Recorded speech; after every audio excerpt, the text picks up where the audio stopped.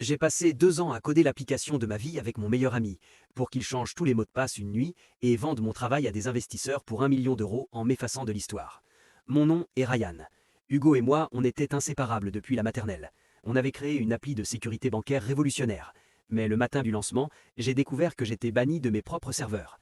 Hugo avait déposé tous les brevets à son nom et m'avait envoyé un simple mail. Désolé Ryan, c'est juste du business. Tu n'es pas assez ambitieux pour ce projet.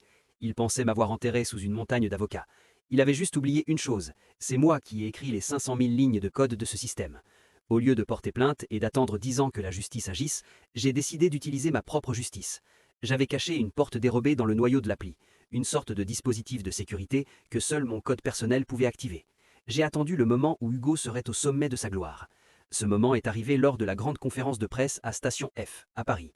Hugo était sur scène, devant des centaines d'investisseurs et de journalistes.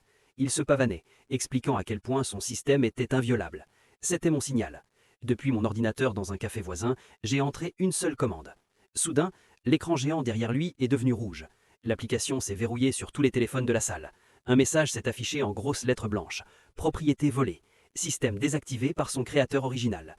Hugo a commencé à transpirer. Il essayait de redémarrer le système. Mais j'avais lancé un script d'autodestruction des licences qu'il avait frauduleusement obtenu. Devant les caméras de BFM TV, les investisseurs ont réalisé qu'ils venaient de donner 1 million d'euros à un imposteur qui ne savait même pas comment régler le bug qu'il avait sous les yeux. J'ai ensuite envoyé un dossier complet à tous les journaux et à la justice, avec les preuves de mes commits originaux sur GitHub et nos échanges de mails secrets.